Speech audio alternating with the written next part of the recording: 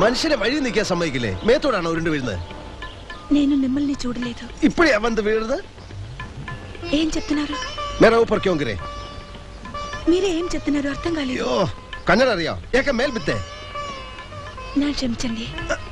ఎడి ఎడి అల్లే వేണ്ട കുറച്ച് കൂടെ അവിടെ കേടാ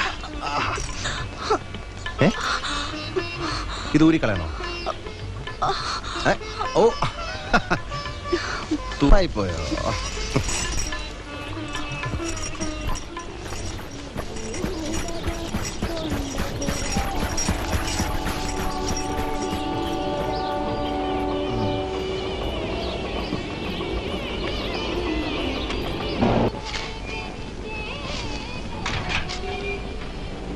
എന്താ വേഗം ഇങ്ങി പോന്നേ ഓടിച്ചു അയാൾക്ക് തനിച്ച് കാണാനായിരിക്കും ആ പെണ്ണിന്റെ നാച്ച് ആ പെണ്ണിൻ്റെ കൂടെ ഒരു രാത്രി കഴിയാൻ 1000 രൂപയാന്ന് പറയുന്നല്ലോ ശരിയാണോ എന്താ നിനക്ക് ഒരു ദിവസം ഏയ് കൈ കാശില്ലാത്തവൻ ഇതൊന്നും ആഗ്രഹിച്ചിട്ട് കാര്യമില്ല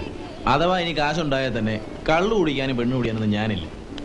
പിന്നെ കാശ് വെച്ച് നീ എന്തോ ചെയ്യും ഒന്ന് പോണം നാട്ടിലേക്ക് ഞെളിഞ്ഞ് തറവാട്ടിലേക്ക് കയറി ചെല്ലണം അവിടെ എനിക്കൊരു അമ്മാവനുണ്ട് ഒരു കാണ്ടാമൃഗം ആ കിളവന്റെ ചെവിക്കുറ്റി നോക്കി ഒരു അടിയും കൊടുത്ത് അന്തസ്സായിട്ട് എൻ്റെ അമ്മയും പെങ്ങളെയും വിളിച്ചോണ്ട് പോരണം എന്നിട്ടൊരു വലിയ പന്തലിടണം കരക്കാരെ മുഴുവൻ വിളിച്ച് ഒരു ഗംഭീര സദ്യയും കൊടുത്തിട്ട് വേണം എൻ്റെ പെങ്ങളെ കെട്ടിച്ചയക്കാൻ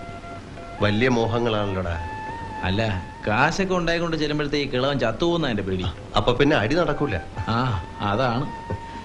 നീ വിഷമിക്കണ്ട ദുഷ്ടന്മാരെ ദൈവം പന പോലെ വളർത്തുമെന്നാണ് என்ன கல்யாணி சௌக்கியமா வியாபாரம் எல்லாம் எப்படி உங்க புண்ணியத்துல நல்லா இருக்கேன் சாமி இது என் பொண்ணு சாமி ஒரு சாயா கொண்டு வா கல்யாணி நம்ம அப்பகுட்டு நான் இருந்தப்போ தினம் அருமையான சாயா கொடுப்பாரு எனக்கு தோ கொண்டு வரேன் சாமி കേട്ടോടി നീ അദ്ദേഹം എന്നെ കല്യാണിന്ന് പേര് വിളിച്ചു വലിയ കാര്യം പിന്നെ കാര്യം തന്നെ അദ്ദേഹത്തെ പോലും അത്താന്നും പറഞ്ഞ ആഴ്ച തോറും പാവങ്ങളുടെ കാശ് തട്ടി പഠിക്കുന്നതോ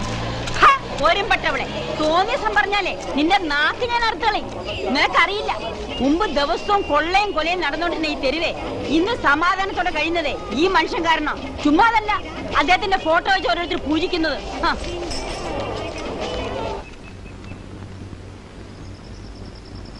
என்ன யாரும் பேச மாட்டேங்கிறீங்க